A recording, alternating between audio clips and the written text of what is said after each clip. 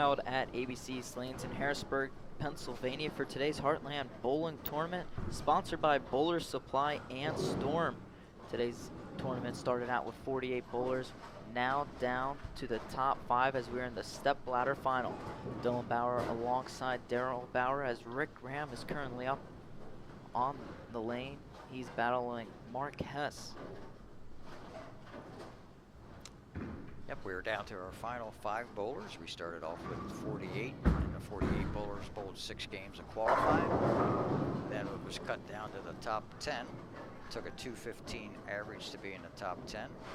Those bowlers then proceeded to bowl another 3 games of qualifying to get to the top 5.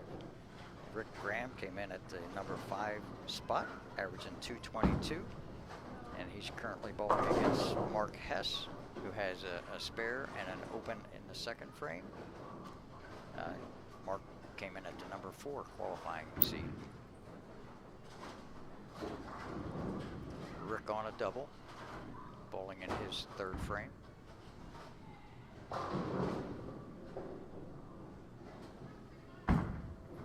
Got that a little wide.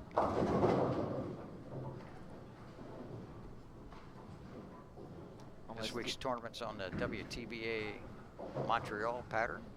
Most of the players started off in between the 2nd and 3rd arrow, and then gradually moved in deeper as the day progressed. That's where Rick's trying to play. He just got that one a little wide.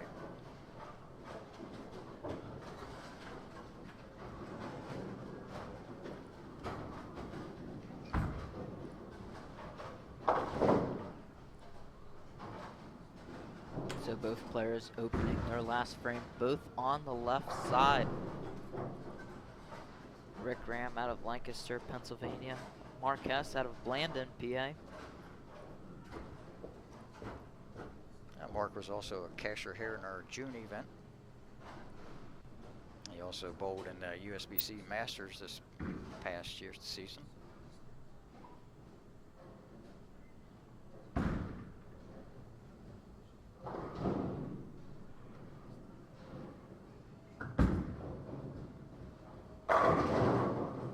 Strike from Mark Hess. See, Mark gets a lot of hand in the ball.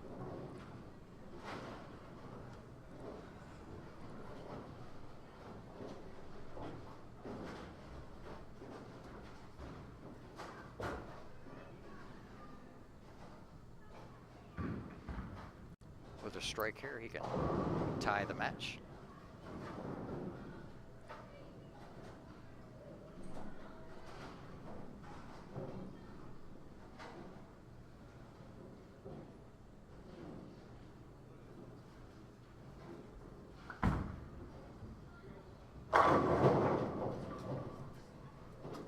And he does.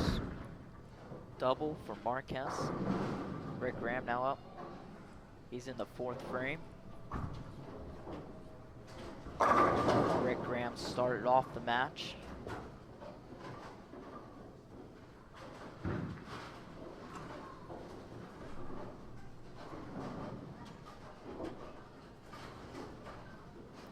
Rick is on the Storm regional staff, also on Weiss's regional staff as well. And Rick liked that one a whole lot better than his last shot. Kept that a little bit tighter into his target.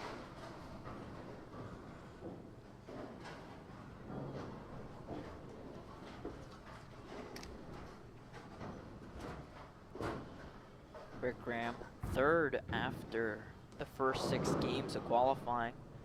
Qualified 168 pins over.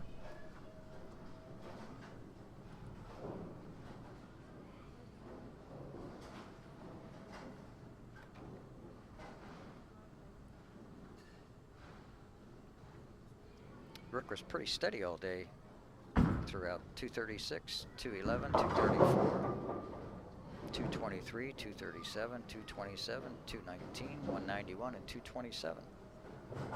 He did not have the big game, but just being steady. We had a 10-pin fall out late. Got knocked down by the pin setter, and that will have to be respotted. That was correction. That was a 7-pin needs respotted. Rick splitting both times on the left side, not getting the strike like he did back in the first frame.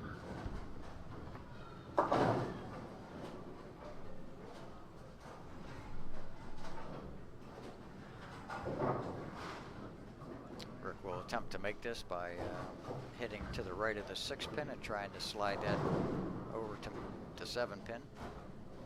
And of course the ball will take out the 10 and the 6 pin will take out the 9 if he achieves his goal of hitting the 6 pin a little to the right with the ball. Had the right idea.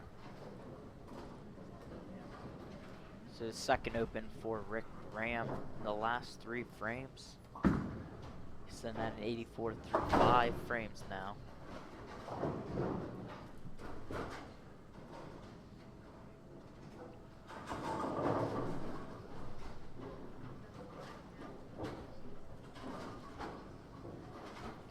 Mark has a chance to take the lead with this shot.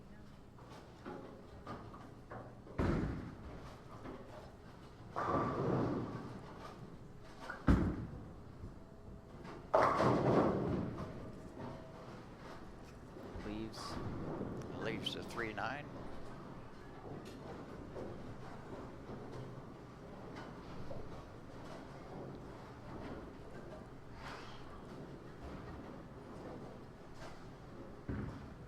Marquez, the leader after qualifying, 195 pins over. Eventually would fall during the cashier's round to his current position as he picks up the spare, as the match is all evened up.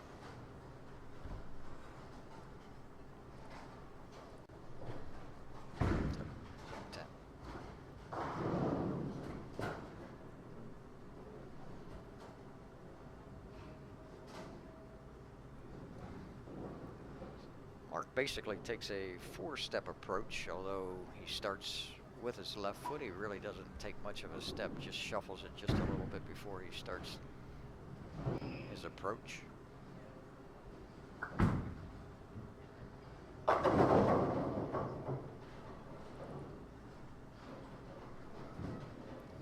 high, a little bit fortunate to take out the pins on the left side, the 4 and the 7, just only leaving the 6. Both players struggling on the left lane. Has to split back in the second frame over there. Struck his last time, this time almost leaving the split. And Graham split his last 2 times up on lane 5.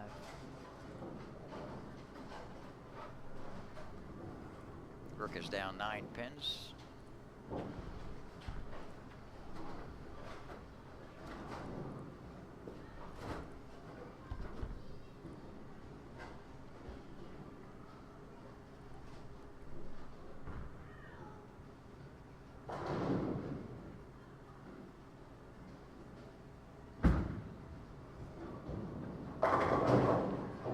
Strike again on the right side for Rick Graham. A strike all 3 times he's been on that lane. We'll go back to the left side where he split the last 2 times off.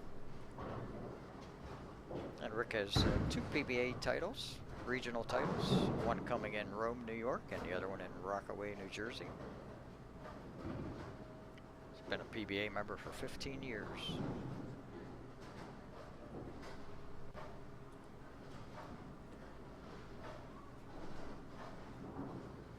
I bowled in both tournaments that Rick has won. I was fortunate enough to be in the round of 8 in the Rockaway, New Jersey event. I was knocked out by Jason Statler, who also bowled this tournament and just barely missed making the top 5. Jason finished 6th. Missed him. As Rick takes a 1-pin advantage.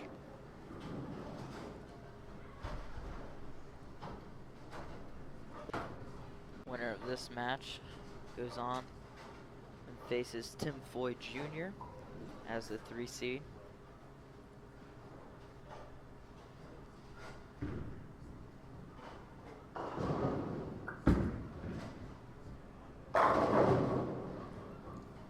Hess gets his first strike. So it's back in the 4th frame.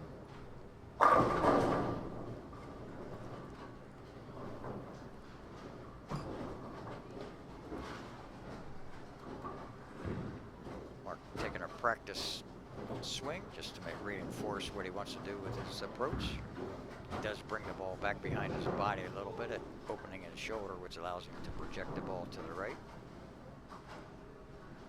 Same time, he's got a little cup in the wrist, which allows him to get a lot of revolutions on the ball.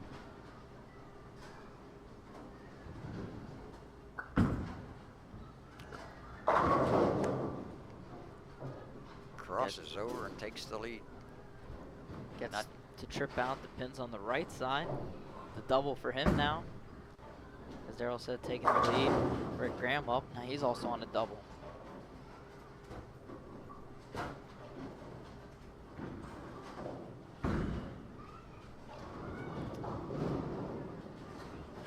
Rick can go out for 234, and the most Mark can go out for is 233 if they all strike out, or both players strike out from here on.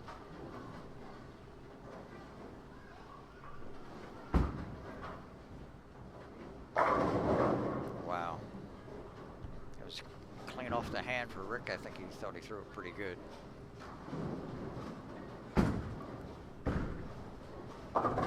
Pins on the left side did not do their job on that one, where they didn't take out the 7 pin.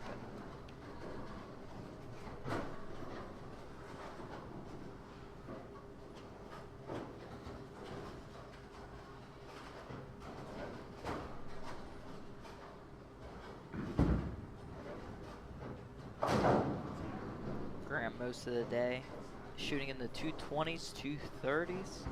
Started to fall a little bit in the 8th game of qualifying. We bowled a 191, battled back with the 227. And we'll need a couple strikes here to stay in the mix against Marquez. Rick also bowled in the PBA Bowler Supply Storm Bowling East Open on Saturday, where he finished 23rd, just making the cut for the top 16 by less than 40 pins.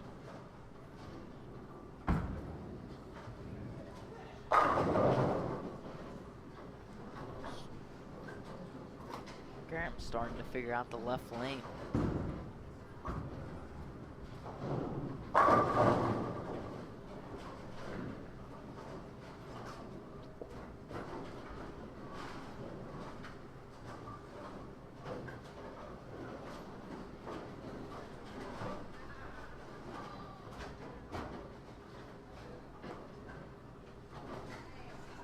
Mark has a chance to stay in the lead now.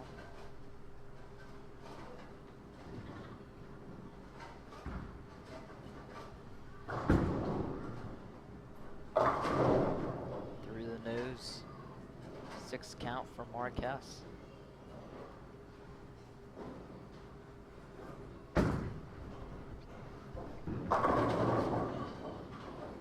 Tough spare to make. Even if he converts this, he cannot shut out Rick Graham. Rick can go out for 213 if he strikes in the 10th, strikes out in the 10th. Best Mark can do right now is 209. So you just grabbed that one a little bit at the bottom of the swing. Was not as free with the release. Able to get the spare. Not an easy spare to make. That's right, Dylan. That was a very difficult spare for Mark, but he's been very consistent throughout the tournament. Watching him in the qualifying, he was converting all his spares. Hess can shoot 209 here, strike out in the 10th. Graham, 213. As we now approach the 10th frame.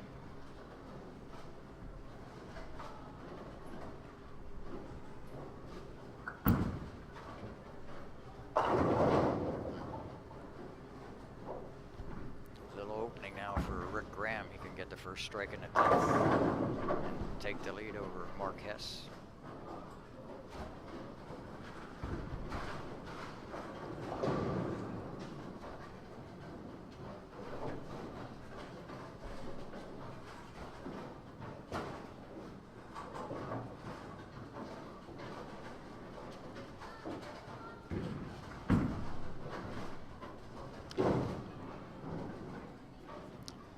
mental error by Hess at that point.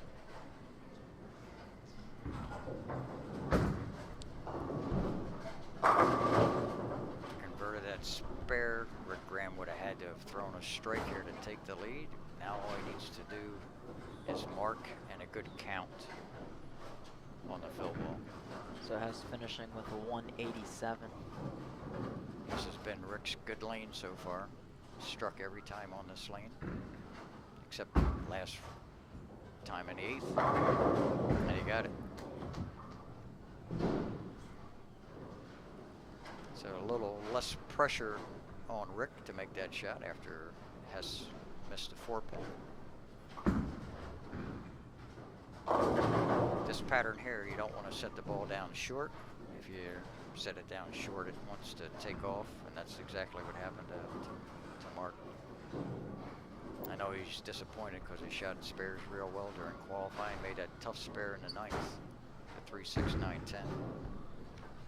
9-10. Only to come back and probably thinking about his first shot if he would have carried that forward.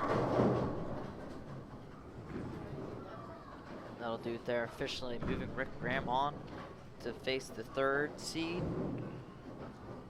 in Tim Foy Jr.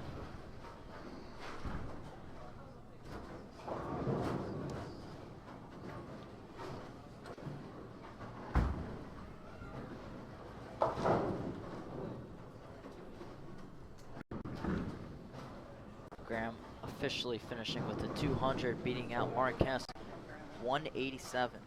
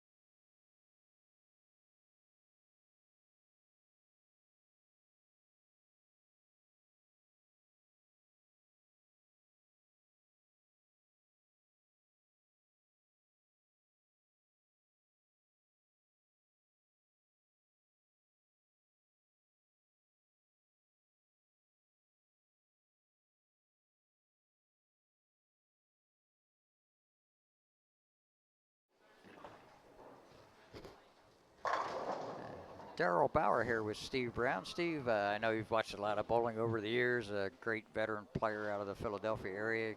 Like to come up and watch different bowlers in the different tournaments. I know you were down at the Bowler Supply Open this past week. Can you give us a little bit of rundown of what you saw down there today in the tournament, PBA Eastern Regional? Okay, first off, I would like to say that the final match was between Anthony Pepe and Travis Selmer. And that was a very exciting match with Anthony Pepe winning the match 278 to 246.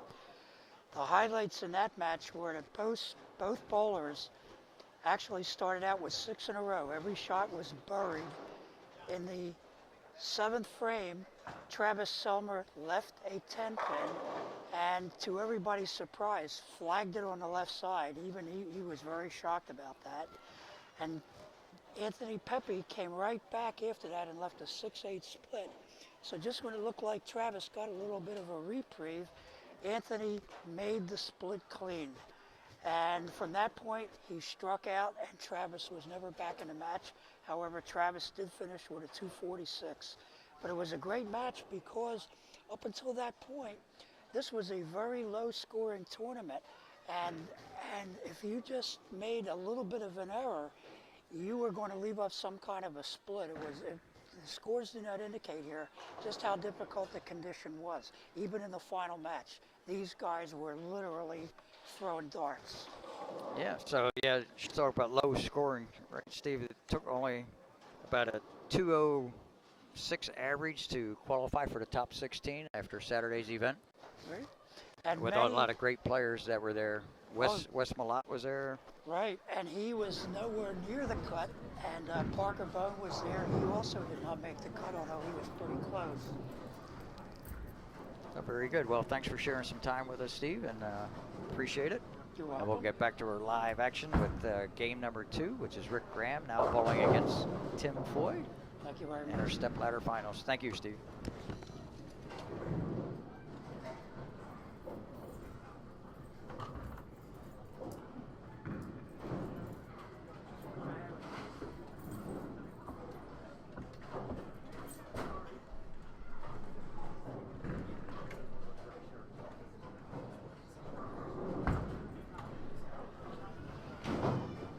Back in match 2, Rick Graham now versus Tim Foy Jr.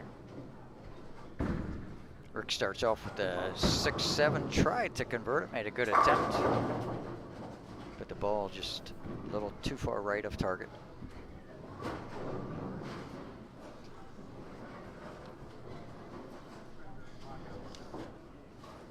Tim Foy has a unique style. He's a two-handed thrower, but he throws it with his thumb in, and he also uses a conventional grip. Very, very unusual for Tim.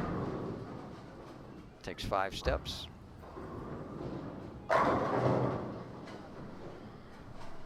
Foy out of Seaford, Delaware.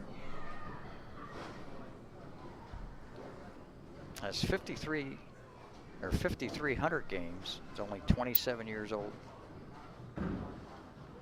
Joined the PBA last year. Has a high finish of 8th in the PBA East Regionals.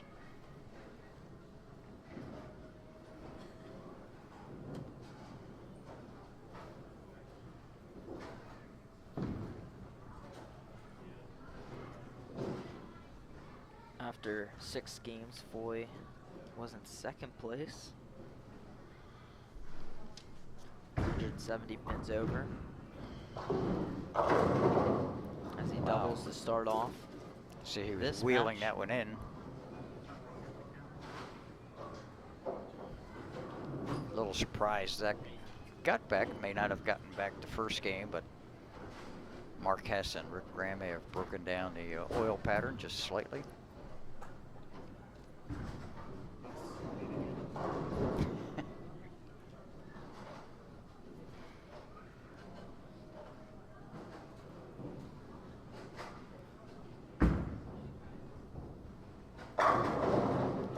Rick First continues strike. to pound the pocket on the right lane. It's his first strike of this match.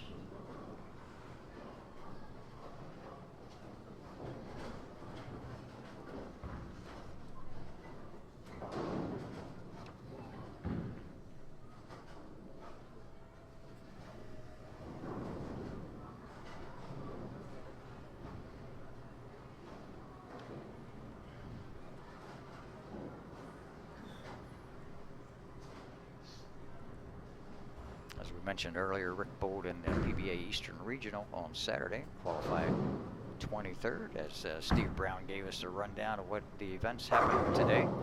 And Rick gets a double. Got that one a little high flush. Generally, you can carry a strike between around 16 board and 18.5 board. I think that was all but 19 board on that strike. Graham defeated Marquez in the first game, 200 to 187. Off to a a decent start now after opening in the first frame. As Foy barely gets away with the 7-10 as the 7 pin falls late.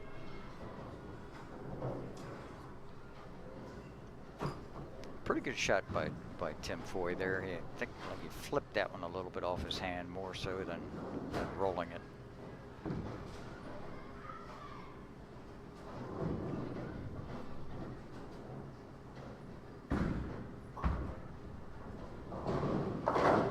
Foy converts to 10 pin.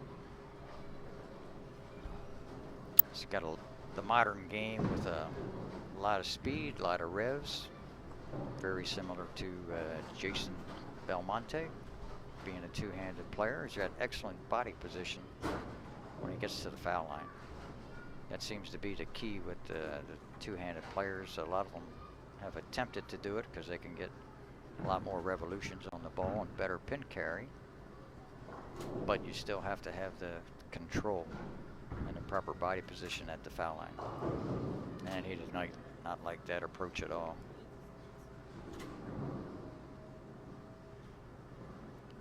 Looks like he might be using in the thumb hole, an interchangeable thumb, and it looks like it maybe had moved on him a little bit. Ooh. And I thought Rick's strike on that lane was high. That was even higher as Tim Foy knocks out the 4, 6, 7. So Tim Foy as of now still leading this match between him and Rick Graham. Winner of this goes on to face Tommy Golick, the 2C.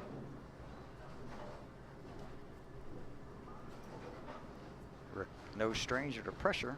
He was on the 1987 Team USA team, bowled in Helsinki, Finland. Rick finished in 5th place in the doubles in that event.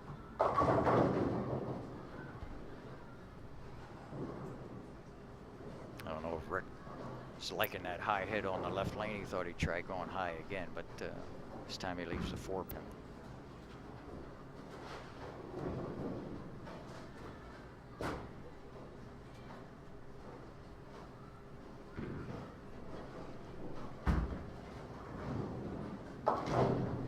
And Rick converts it easily. Rick goes a lot straighter at the spares than what we saw with Mark Hess. Mark tried to curve the ball and of course going across the middle portion of the lane. As we said before, if you get that ball in, it's going to take off. In Rick's case, he uses a less aggressive shell and just throws it straight, so there's less room for the ball to go off course.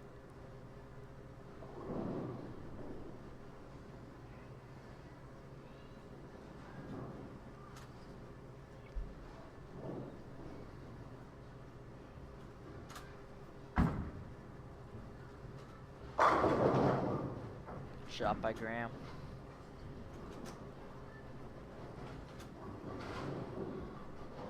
Still sticking close against Tim Foy. Tim Foy working off of a strike.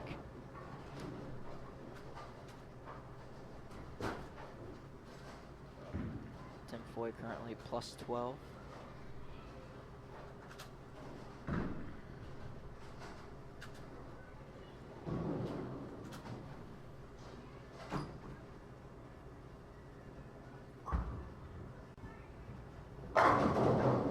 There's a double for him.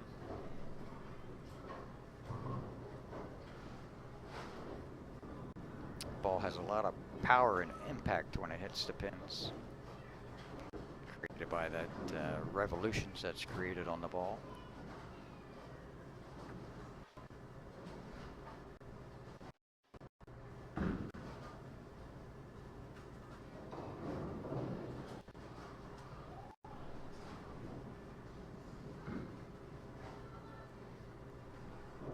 Tim has made match play at the 2013 USBC Masters. Very impressive style.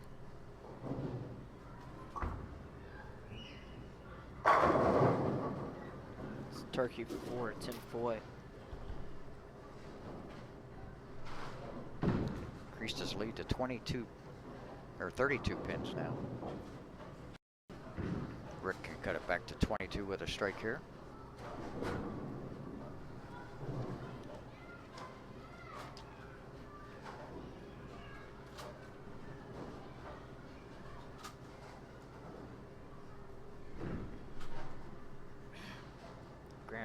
off of a strike.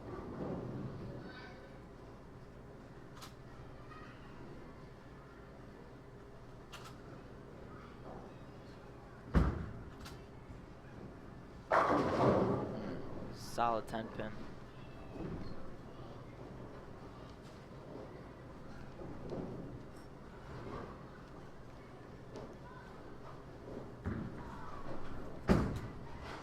Rick's carry has overall been pretty good.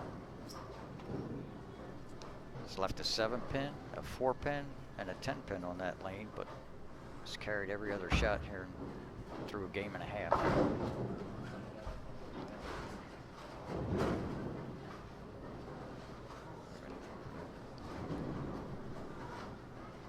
Today's tournament being sponsored by Bowler's Supply.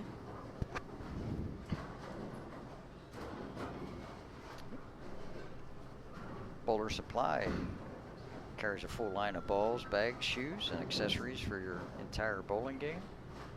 They're a supplier for top brand names as well: AMF, Brunswick, DV8, Columbia, Hammer, 900 Global, Roto Grip, Track. Owner-operator Terry and Andy Brenneman have been close and trusted friends over the years. They're the top promoter of bowling, the bowling industry on the East Coast.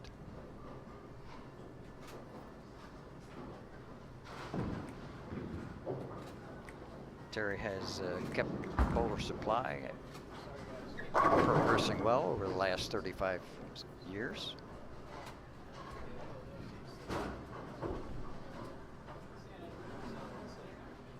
As well as this tournament, they were hosting and sponsor of the PBA Eastern Regional at Colony Park North Lanes this weekend. And Tim Foy just continues to strike, taking a commanding lead at this point. Now 4 in a row for him.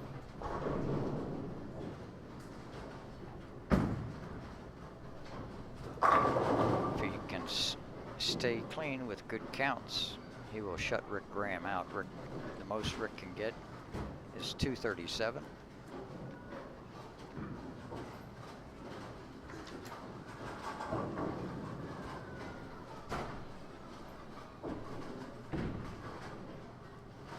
Right now, spare strike, and Tim Foy will have 238.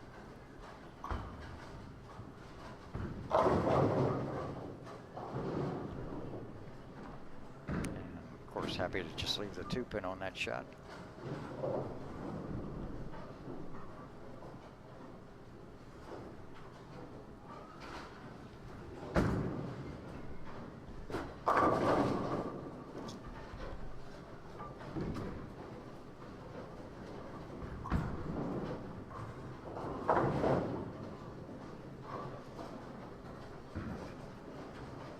Foy being consistent most of the day. 220s, 230s, a few 240s, keeping him in the 3rd spot throughout the 9 games of qualifying.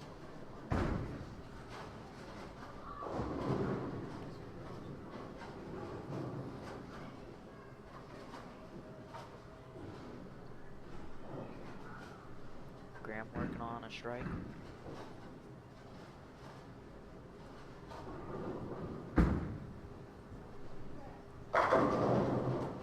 Make it a double for him. Needs to keep the strikes coming here. He's starting to fall.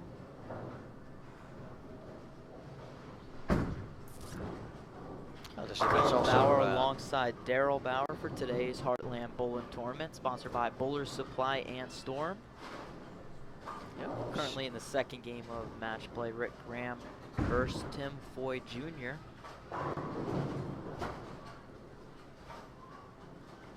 We've seen Rick come through in the clutch many times. See if he can do it again. Right now down 31 pins.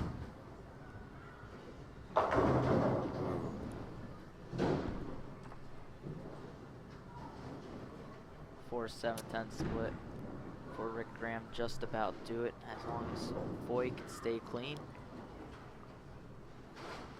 Rick seemed to be fighting that left lane throughout the 2 matches.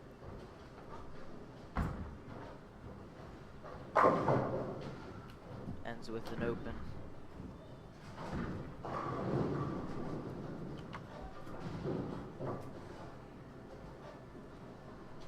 Rick finished in the round of 8 in our June event and just missed advancing to the finals with partner Tommy Gullett, who will be coming up in the next match back in our July over under 45 event. Last shot there officially put Tim Boyd Jr. on to face Tommy Golick in the next round.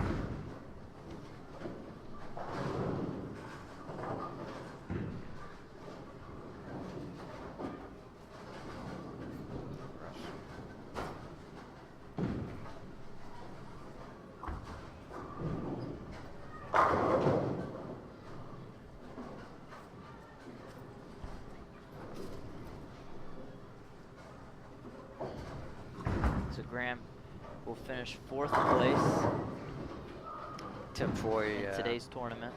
Yep, Tim Foy qualified 2nd as he after the first 6 games of qualifying, and then dropped down to the 3rd spot.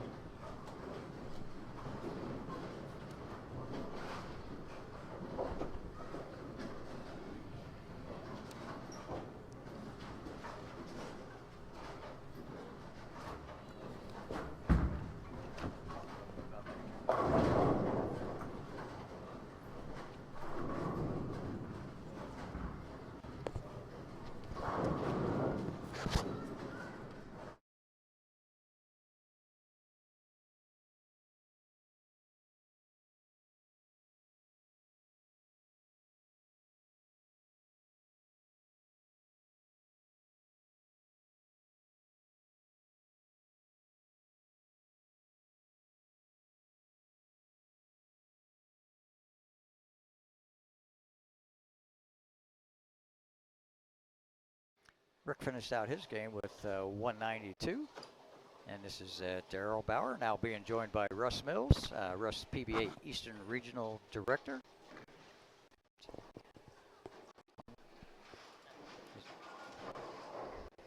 Yeah, just have to hear me when I talk. I'll try to talk loud. Okay. Should I start over? Yep. Okay, Darrell Bauer here with PBA Eastern Director Russ Mills. Russ, I know Bowler Supply is helping sponsor this event as well as a regional this past weekend. How'd the regional go? Oh, the regional went very well. We had a great finals. We were really in a position for a 268 tie in the championship game, and a couple of the very talented young players were in the finals. Anthony Pepe from the metropolitan New York area got his first regional title, and that was certainly not to be no surprise to anyone. He defeated Travis Selmer from the Philadelphia, it was southeastern Pennsylvania area, and Travis loves to bowl there. That's his 3rd runner-up finish in the last 4 years. So it was a good weekend. We had a nice pro-am on Friday. Storm Products was the co-sponsor. And they sent Wes Malott from Texas, the former PBA Player of the Year, and Wes bowled the Pro-Am. He struggled yesterday, but he was there, in the normal East Region, players. Ryan Schaefer, leg qualifying, got eliminated in the first round, but it was a good weekend. We had 108 entries, which allowed us to have a nice pace, full, all the lanes running, and 3 on a pair, and some great matches today, which is kind of normal, as you know, in the regional competitions. The guys that advanced to the finals have the condition. It was a very, very demanding condition. It was almost flat, 43 feet, and it provided for some real challenges, but some great matches. Can you tell us a little bit about the Brenneman family, Terry and Andy Brenneman? They've been very good sponsors for the Oh, PBA over the years, and hosts as well. Absolutely. Um, I used to work in the consumer products portion of this industry, and that's how I met Terry back in the early '80s. And we started talking about having a regional as part of the trade show weekend.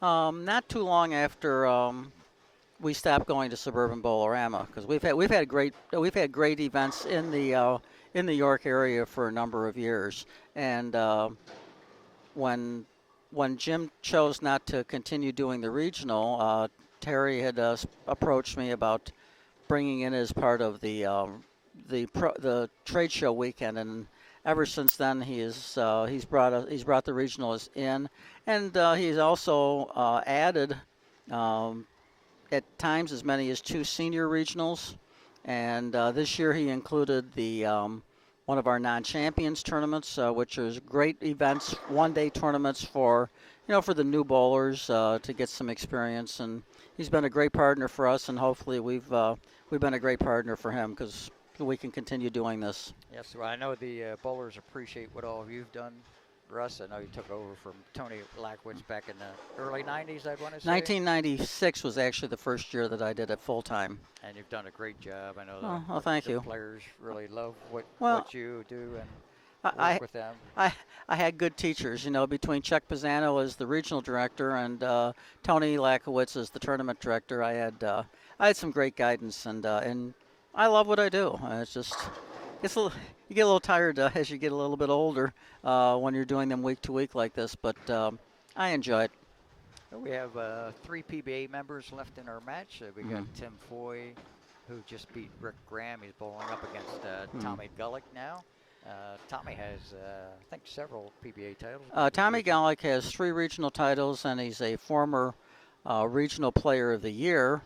John Fury is also another regional player of the year. In fact, it was back-to-back years. One took over from the other. They're great players, and no, it's really a nice situation this weekend where the 2 events almost work hand in hand.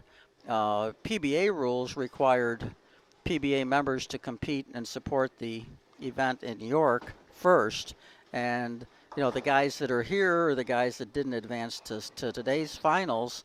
It gives them an opportunity to recoup some of their other expenses and another competitive event to bowl in, because that's what these guys want to do. They want to bowl competitive events every week. That's right. And that just shows you how strong a field you had down there in York this weekend, where you got champions such as Tommy, John Fury, Rick Graham. Right. All they all bowled well. And they bowled well. And John kind of struggled, which is really unusual.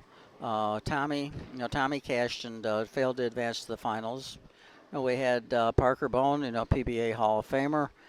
He drove from Indiana to get here for the trade show and to bowl the Pro-Am in the tournament. Yeah, I noticed Parker finished, I think, in the top 4, which ended up Thursday, early evening, perhaps. He ended up Thursday late in Hammond, and he's just a dedicated person. He really is just, he's just one of the outstanding ambassadors to bowling. And he was there. He bowled the Pro-Am, and anyone of his stature is going to be signing autographs, pictures, and he just does it, and always is great about doing it.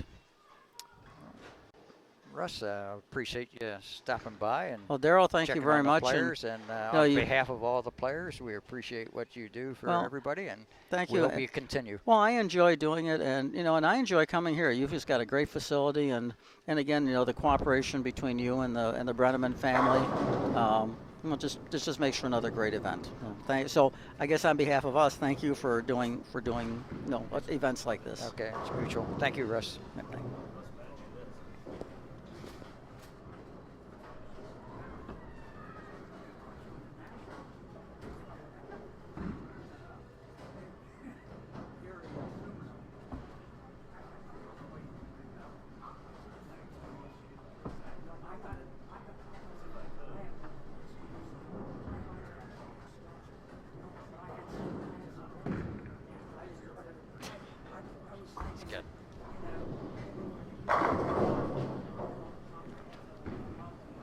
as Tim gets another strike on the left lane, starts this game off with a triple. Game 3 of the step ladder finals. Tommy Golick versus Tim Foy Jr. Graham defeated Mark Hess back in the game 1, and then Rick Graham took on Tim Foy. Tim Foy defeated him 238, and that's how we got to where we are now in game 3 of the Bowler Supply and Storm sponsored event of the Heartland Bowling Tournament. Tommy's also on Storm regional staff. Storm has made some excellent brands of equipment over the years. Currently they got the Sync, Lucid, Marvel, and Marvel S, and the IQ Tours available. I bowled in the same tournament as Joe Scarborough. Rolled a 900. He rolled the first 3 games of the PBA event. 300, 300, 300. He used an IQ Tour Pearl. I was at that event. It's the first time it's ever been done in PBA history. So Storm makes excellent bowling equipment, not only the bowling balls, but also shoes and bags as well. As Tommy's back on track. Got a little flustered when he left an 8-pin on an excellent shot. May have hurried his spare shot there. That's the only non-strike we have in this event so far.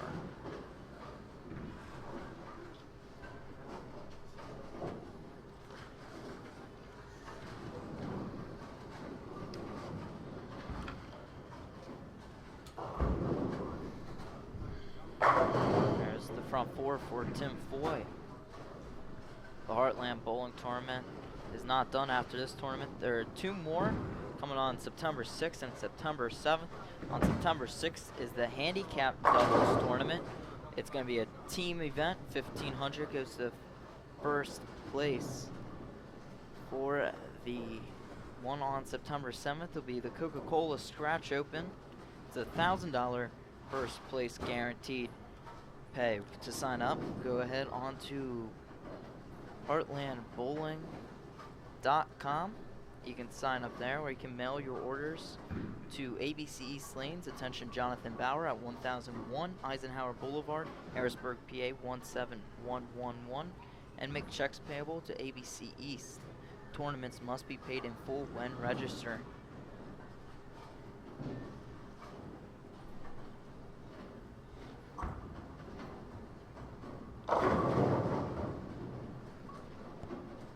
Tim Foy rips the rack on lane 5.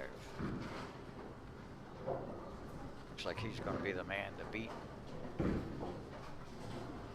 Winner of this goes on to the championship match versus the leader in John Fury.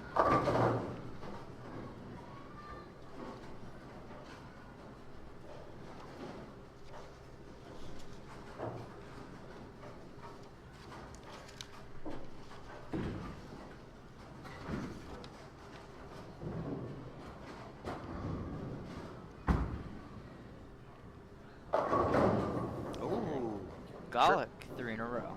So he trips out the 6, 7, 10. We saw Rick Graham do that on lane 5 in an earlier match, except it was a 4, 7, 10. Tommy's loosening up now a little bit. As Russ Mills had mentioned, Tommy's was PBA Eastern Region Player of the Year in 2010. Tommy also holds a national record with 47 consecutive strikes. In a 4-game match, he started the first frame 8-1 and then struck on every shot after that.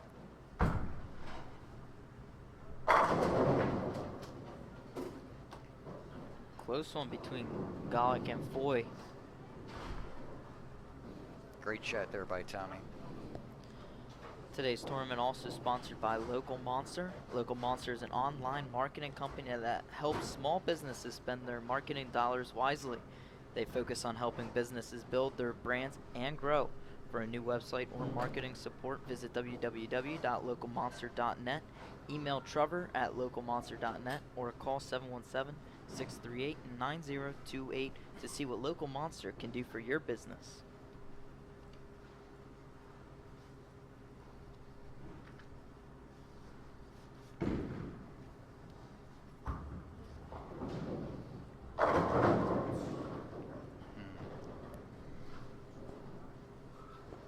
Really pulled up on that shot, Tim. He's not happy with the shot that he made, but he's ecstatic with the result. That one, it didn't quite seem as if he got around the side of the ball on that one. He stayed more directly behind it. Most of his shots today, right at the point of the release, he gives a little turn at the bottom of the swing.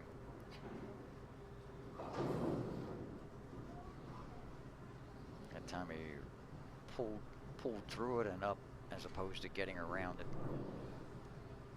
It's the advantage of the new equipment with when you have a player such as Tim with a lot of heavy revolutions on the ball.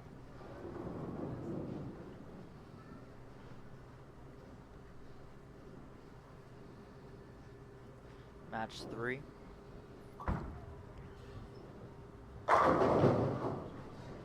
As Foy strikes again, it's now the front 7 for Tim Foy Jr.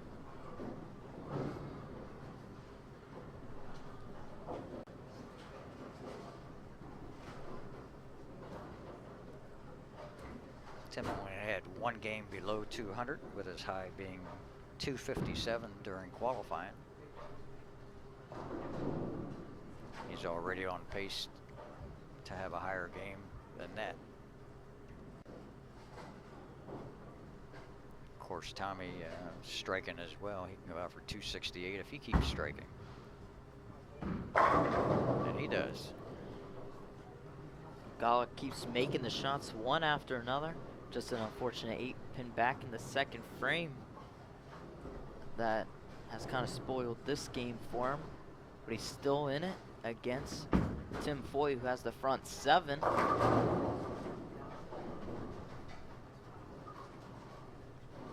Both players going after hoping to advance, be in a final match and go after that $1,500 first place prize. Loser of this match goes home third place and with $375.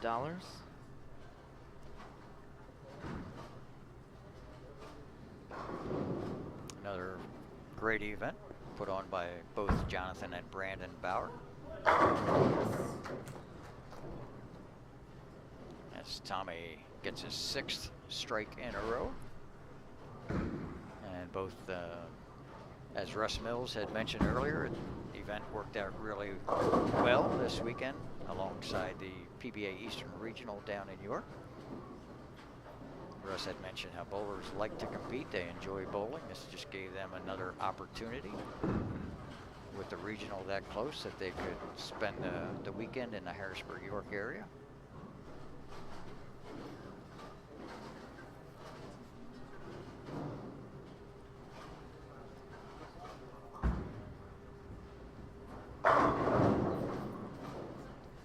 Tim Foy strikes again. High game during qualifying in today's event was 288, shot by Kerry Smith. And Tim Foy is perfect through 8 frames.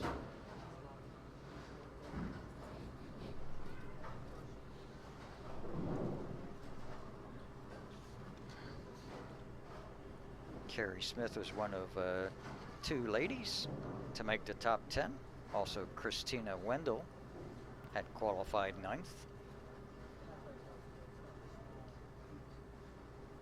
Kerry was a junior Team USA member, holds many state titles, as well as state championships in the women's event. There, he got around that one. And again, he strikes. So, front 9 now for Tim Foy as he runs that one out. He really got around that one strong.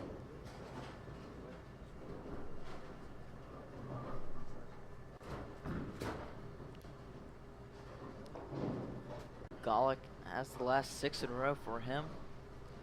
Foy has the front 9. Golick's pretty much going to need a strikeout to stay in the match.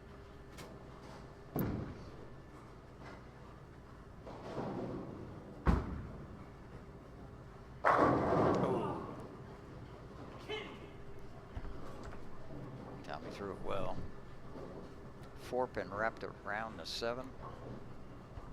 It's one of Tommy's best shots this game and throughout the tournament.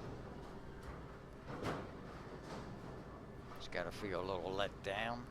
Most he can get now is 247, even if Tim opens in the 10th.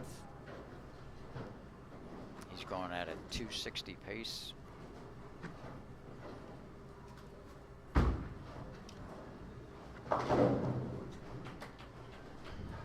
Tough shot by Tommy. 2 non-strikes this game, a solid 8 in the 2nd, and then that solid 7 in the 9th. I had the pleasure of being at the Hall of Fame banquet for the Harrisburg District when Tommy went in 2013, just last October. He was inducted into the Hall of Fame as well, along with George Kostrel Jr. and Chris Green, all very good friends. Tommy also joined his mother, Jan Gulick, as she went into the Greater Harrisburg District Hall of Fame in 2008.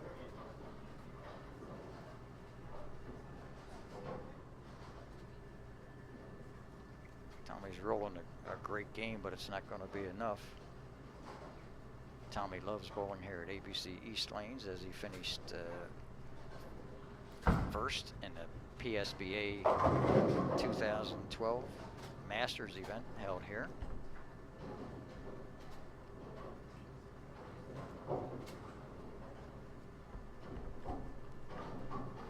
Right now it just looks like there's no defense against Tim Foy. He just keeps striking. Great game by Tommy.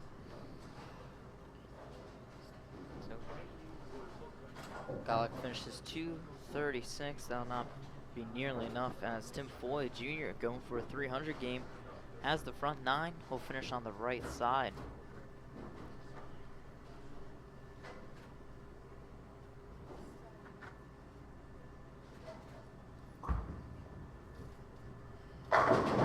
Gets the first one. 2 more to go for him.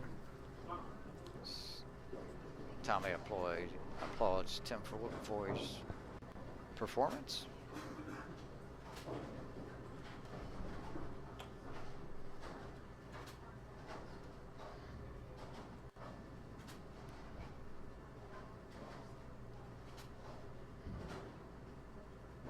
As we mentioned earlier, Tim Foy's been a PBA member for 1 year. Highest finish is 8th so far in the regionals. Got that in a little soft, left the 4-pin.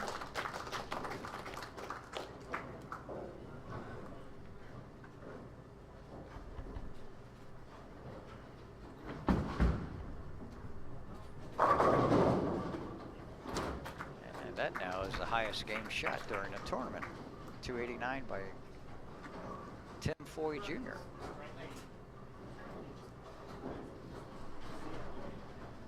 So Golick ends up going home, finishes the tournament in 3rd, also going home with $375. Meanwhile, Tim Foy Jr. will move on to the championship match. He'll be facing John Fury.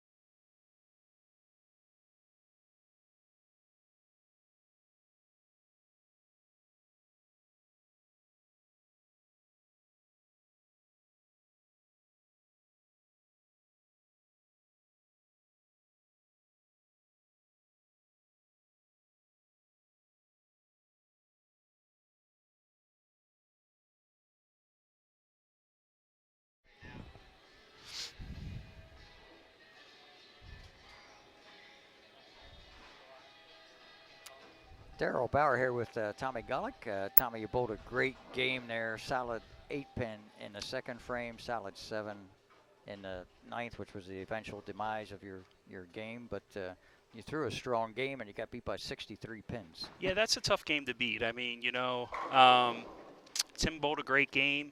We're bowling on the lanes. You do what you can, try to throw as many strikes, and he did that. He outstruck me today, so he's moving on for the title match. I was there in October. He got inducted into the Hall of Fame with George Kostiel Jr. and Chris Green. Joined your mother in the Greater Harrisburg District Hall of Fame. How did that feel? Well, that was a great experience. Up until then, winning the PBA East Region Player of the Year was my highlight of my bowling career because it celebrated an entire season of bowling. Winning the Hall of Fame, it celebrated my entire career. It was a great feeling to be able to be inducted into the Harrisburg Hall of Fame. Well, very deserving. 2010 PBA Eastern Regional Player of the Year. And we also had another PBA Eastern Regional Player of the Year, John Fury, here bowling in the title match. You bowled with Rick Graham in the over-under doubles the last tournament. That'd been great to see you guys bowling against each other in this match. It would have. Yeah, we bowled that. We bowled pretty well. Rick had to carry me the first couple of games till I got my feet under me. Was struggling a little bit, but Rick bowled great today. I mean, we bowled on a tough shot yesterday, so coming in today, you're kind of a little more on point, a little more making good shots, and you can see the lane a little bit better when you're bowling on what we bowled on yesterday. Mm-hmm. And because the scores would not dictate today how tough they were. They were not easy today. Right. I think people just really bowled that well. Yep, and you enjoy bowling here at ABC East Lanes, 2012 Pennsylvania State Bowling Association Masters Champion. I know that had to feel pretty good, and you always bowl well here in all the events that you participate in. I do. I do bowl well here. I like it for some reason. My ball reads the lane really well. You and your staff, you host a great events, and definitely make it welcoming to bowl here. It's just such a nice building. It's nice to be here, and it's great that you offer so many things for bowlers to bowl. You had a streak there a couple years back where you had 47 strikes in a row. Looked like today you probably would have needed at least 11 strikes in a row to beat Tim. So it's a rough match, but I appreciate you spending the time with us, and congratulations. Thank you, Daryl. Thank you. Hope your bowling days continue to prosper. Appreciate it. It's just hard work, and just keep going at it. So hopefully I'll be bowling for many years to come. All right. Thanks, Tommy. Thanks for Thank stopping by.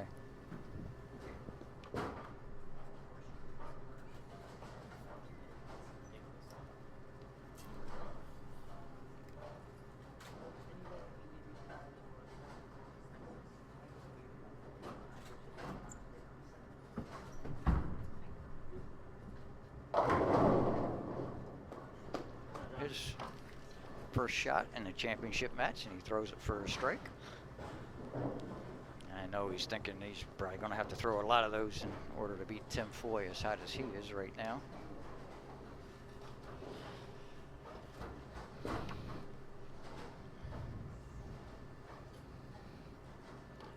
Fury, the 1 seed after the 9 games.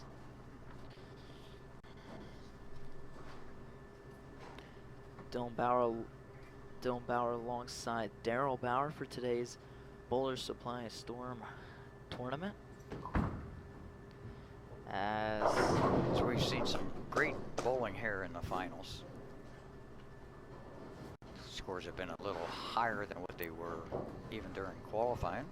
Took a 215 average to be in the top 10. But I think the players right now are averaging probably in about the upper 220s for all the players that have been on so far. First game was a little lower scoring, second one picked up, and then the third one by far the highest scoring game. As both players have 2 strikes to start out the championship match. The winner goes home with $1,500. Second place is $750.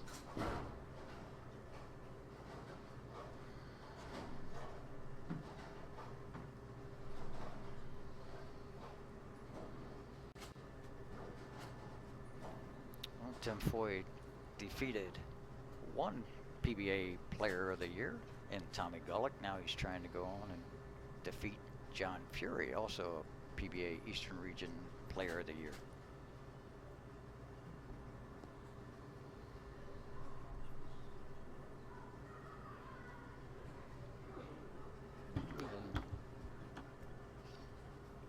Little distraction. Tim resets himself.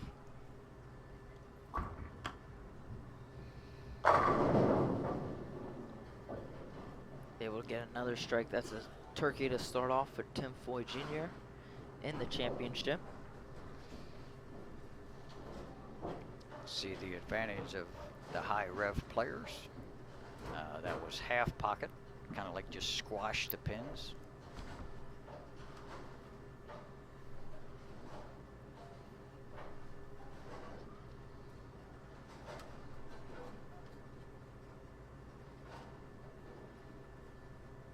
John Fury's the owner of 2 pro shops, and one in Howell, New Jersey, the other in East Windsor, New Jersey. Got it in, got it to cross over.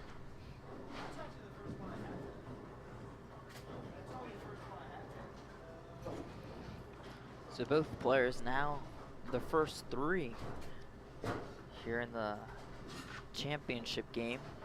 Leads to an exciting finals. John Fury, the top qualifier. Tim Foy qualified 3rd.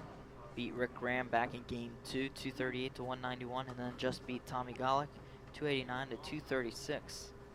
In the last game, that's how both the players have gotten to this point.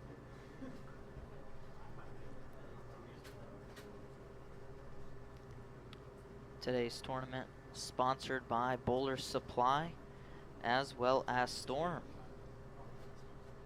Again, we want to thank the Brenneman family for all that they have done over the past 35 years as owners, operators of Bowler Supply, Inc. They also have a full-time pro shop and involved with the Instructors Association as well.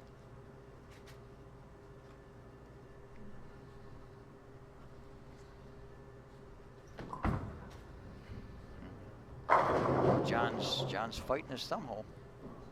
I just saw him put tape into the ball. It just doesn't have a good feel right now.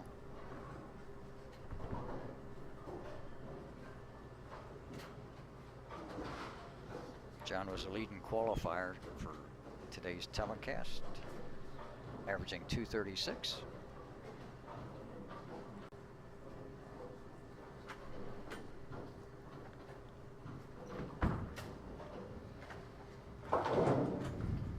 Fury makes a spare. Heartland Bowling has 2 more upcoming tournaments. First, the handicap doubles. That's September 6th. That is a $1,500 first place guaranteed with squad times 12 p.m. and 3:30. Again, that's September 6th. And then the following day on September 7th is the Coca-Cola Scratch Open. $1,000 first place guaranteed in that tournament. As Foy leaves 2 pins. For both the tournaments, you can go online to heartlandbowling.com or mail your entries and make payments to ABC East Lanes. Attention, Jonathan Bauer.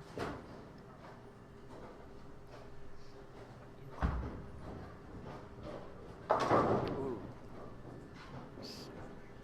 Tim Foy Jr. converts the spare. Afraid he was going to chop the 6 directly back and leave the 10 pin standing.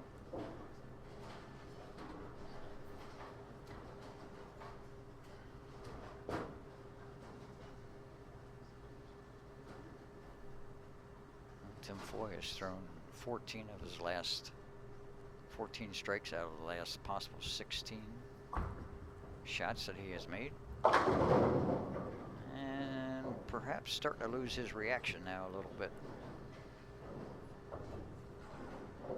The high performance balls with the heavy revs tend to deplete the oil in the whatever part of the lane they're playing. And we'll see if he makes an adjustment. Probably. But he misses the 6-pin.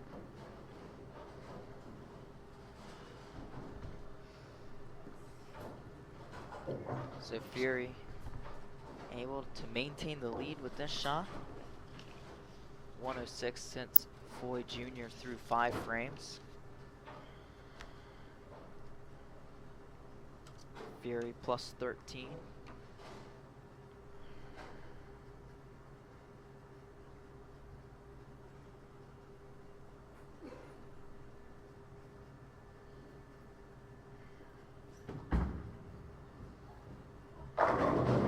Oh, wow. Bad break for John, as it appears that he did get his hand around the side of the ball just a little early. Didn't get the proper mix with the 5-pin to take out the 7, and then he left the 10-pin with it as well.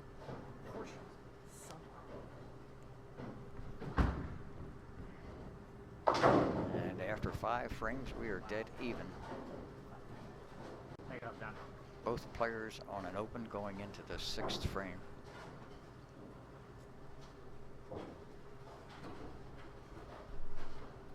So 5 frames left in the championship matchup. It's going to be whoever can do the most will take home the $1,500 first place prize.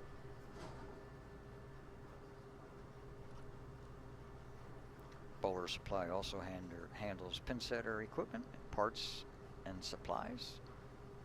A lot of their vendors are DBA, Innovative Bowling, Masters, Turbo, Vice, Ultimate Bowling, as John now leaves a 4-10 split. Which started off looking like a high-scoring match for both players, as they both started with the front 3. John has kind of lost a little bit of the feel for his grip right now.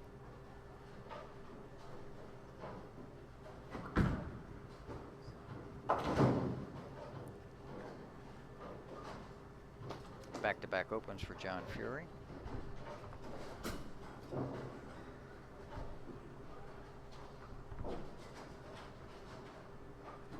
Tim Foy Jr. now up, shooting his 6th frame.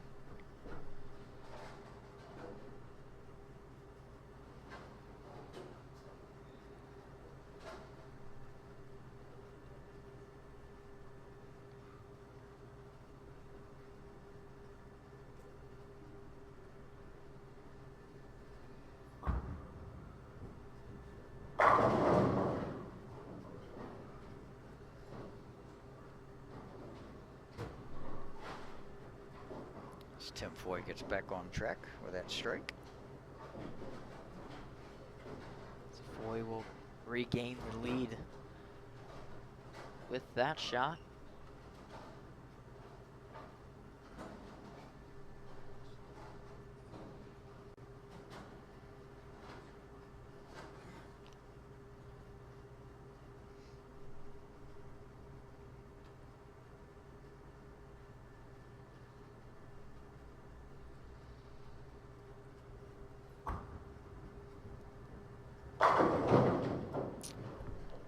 Made the proper adjustment. He's now deeper on the approach and on the lane. That time a little bit too much angle as he got around it a lot, playing a deeper inside angle, and the 6-pin went around the 10.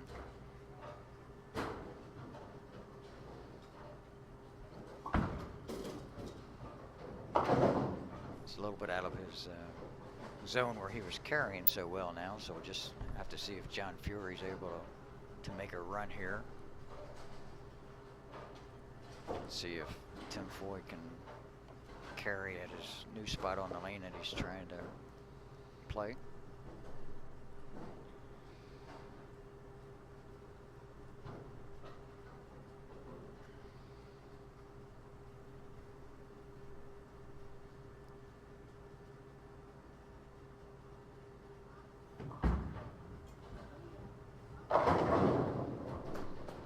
Got that one back. John Fury trying to battle back now from behind after back-to-back splits in the 5th and 6th frame. Can climb back to within 1 pin with a strike here.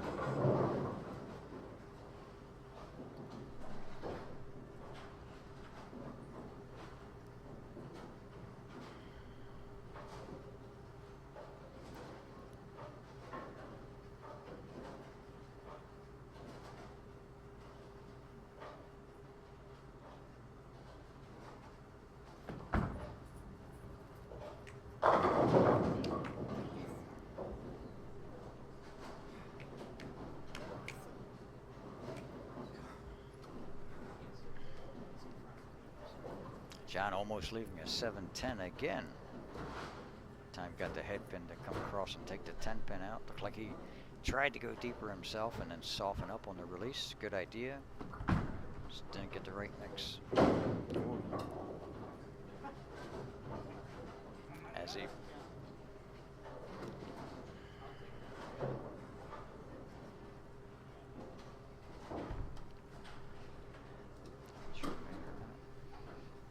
I think it would.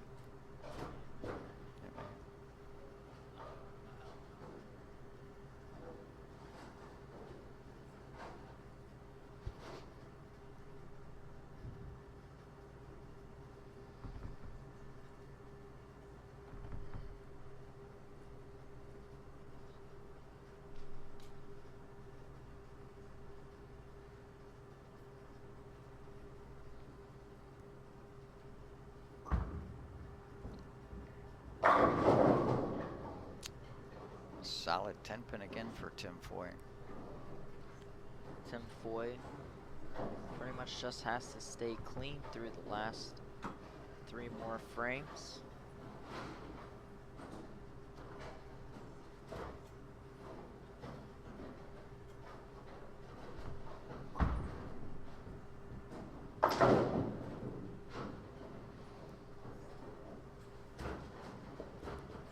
Makes his spare there. He'll be back up on the left side.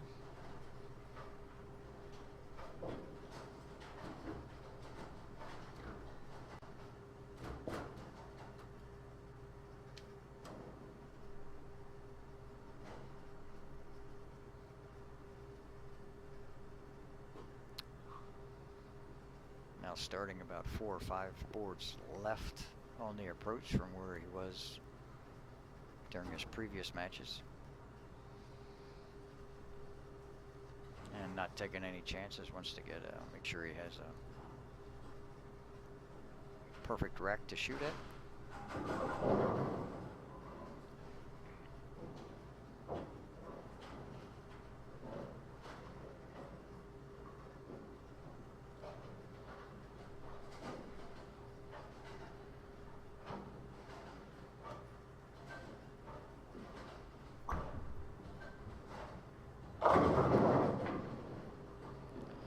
Leaves the 4 pin on that shot.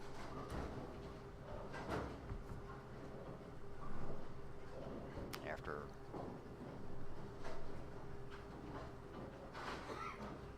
rolling 14 out of 16 possible, 14 strikes out of 16 possible frames, he's now got 3 straight 9 spares.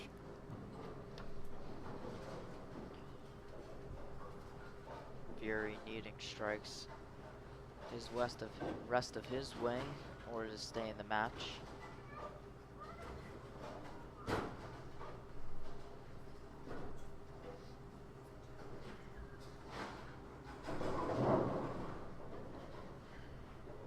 Fury a 143 through 8 frames, working off an open his last frame.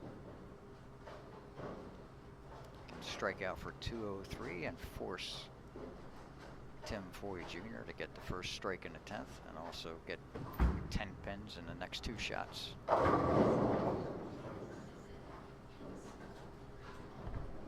Boy, John must feel he's snake bit with that 10 pin left to 7-10 combination earlier, then almost the same shot, almost left to 7-10 again. That time he got the 10 pin out. Similar shot this time, leaving a 10 pin.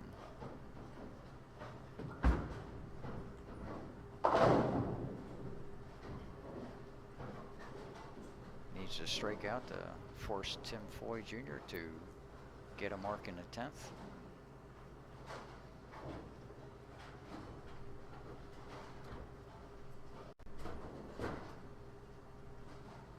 Again, this is a championship matchup,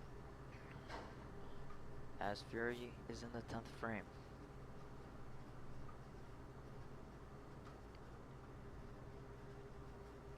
Down 21 pins. Nope.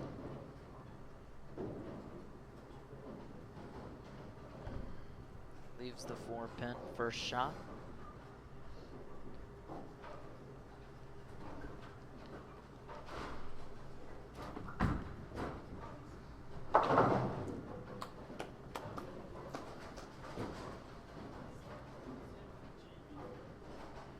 Pretty much makes it a good count on the first ball, and that'll allow Tim Foy Jr.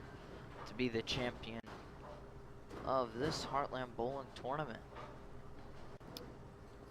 John Fury averaged 236 during qualifying. Again, it's a 10 pin for John Fury. Looks like the oil has finally carried down the lane a little bit, making the carry a little bit tougher. So Tim Foy Jr. basically stays behind the foul line. He will be our champion. That'll do it. That'll make Tim Foy Jr. the champion of the Heartland Bowling Tournament Bowler Supply and Storm Bowling Open on August 10th today. $1,500 is the amount Foy will be going home with. Fury going home with $750, finishing in second place. Oh, what a performance here today by Tim Foy Jr. Beat 2 PBA Eastern Regional Players of the Year.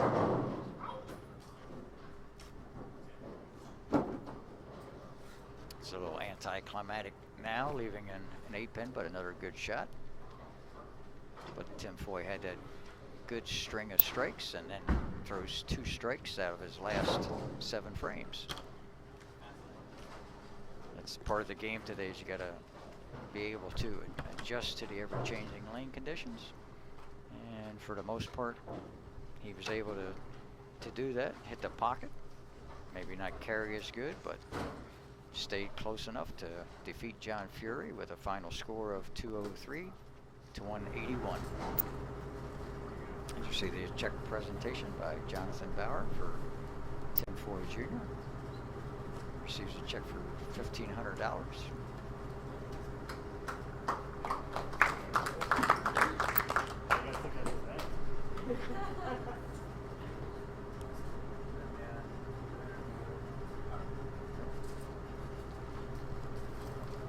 Interview with Tim.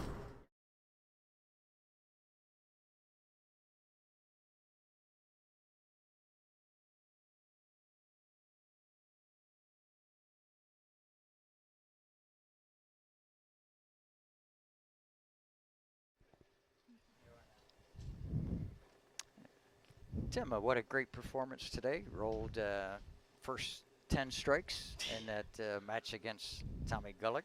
How did that feel? That was the high game of the tournament, your 289 game. That was just, I don't know, that was just insane. I got a horseshoe hitting somewhere because I got away with a lot of shots. I actually think Tommy probably outbowled me at that match, which is a safe bet. Just carry was on my side today.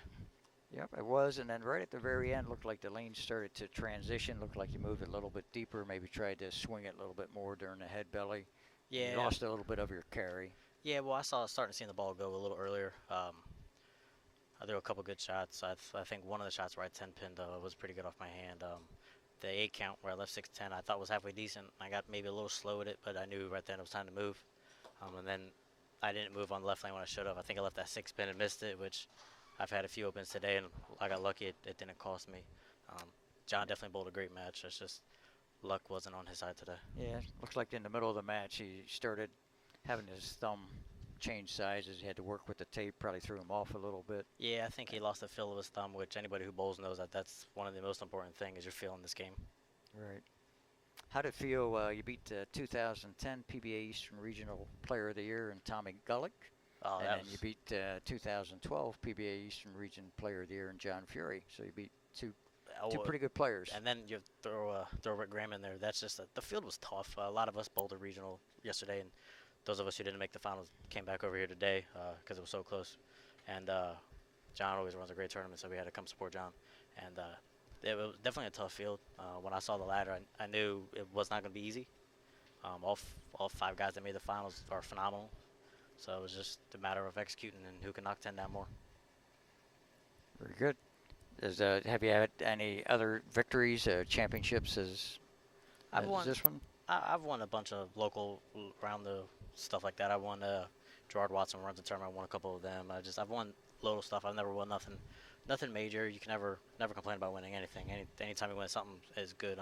Unfortunately, my kids were supposed to come today. They weren't able to with my wife, but I know they're home watching. So hi. Have been great for them to be able to see you win. Yeah, that was nice. How did you develop your style with the two-handed, with the thumb in, using conventional grip? I've been doing it since I was 5. I'm small for my frame, so I think it was something to do with I was just small, and it's just something that's worked. And kind of the only thing that's changed about my style is just fine-tuned it a little bit. I'm not as wild as I used to be with my release, and the only thing changed is my pitches. I'm still conventional. I hold the ball like most of your people who come in to open bowl. Yeah, USBC now coaches that way because younger kids can handle the ball a little bit easier with the 2 hands, get them started, involved in the game. Yep. Do you ever feel like you may want to try to change a little bit where you don't do 2 hands, or you're comfortable with where you're at? Right now I'm comfortable. I'm probably bowling the best that I've ever bowled in my life, so I definitely want to change it right now. Eventually I'm going to have to. I'm going to get older. I'm starting to have a little aches and pains. My knee was bothering me when I first got here. Luckily it got a little better, but eventually I'm going to have to change. I'm not going to be able to bowl forever with the way I am. Okay, very good. Well, appreciate you talking with us for a few minutes. Thank you and for having me. congratulations. Great Thank you. tournament. Thank you. All right, Tim. All right, thank you. And that wraps up pretty much our interview portion of the August Heartland Bowling Tournament. And we'll bring it back to Dylan, let him finish up. Dylan, we saw a pretty good performance today with all the players. Tim Foy seemed to have the best carry of any of them. That seemed to be the key, was to be able to carry. As you saw, Tommy Gullick hit the pocket well, but left a solid 8, which was critical, on a solid 7. We saw John Fury get realigned his last 4 frames, but couldn't quite get the carry. It all comes down to is who can do it in the end. In the biggest situation, and today was Tim Foy Jr. not just able to get it done in 1 game, but able to get it done in 3 games, coming out defeating Rick Graham, Tommy Gullick, and also the top seed, John Fury. He was able to get it, to find the right momentum at the right time, and he was able to come out and win this portion of the Heartland Bowling Tournament. Yep. Great performance by Tim Foy, as he had mentioned what a field it was today's event, and he had to come through and defeat some great players. We want to thank all our friends at both Bowler Supply and Storm for helping us out during this tournament. The Brenneman family at Bowler Supply that have been great friends for the past 40 years, and Terry Brenneman and now his son Andy taking over the reins. And also, 2 more upcoming Heartland Bowling tournaments. One September 6th, and that'll be the handicap doubles event. $1,500 first place, squad times 12 p.m. and 3:30 again. That's September 6th, and then the following day, September 7th, will be the Coca-Cola Scratch Open. $1,000 first place guaranteed. You can go online to heartlandbowling.com to sign up, or mail your entries into ABC East Lane's attention, Jonathan Bauer. And you can make checks payable to Heartland Bowling, and the address for ABC East Lane's 1001 Eisenhower Boulevard, Harrisburg, Pennsylvania. Local Monster, also a sponsor for today's event. Local Monster is an online marketing company that helps small businesses spend their marketing dollars wisely. They focus on helping businesses build their brands and grow.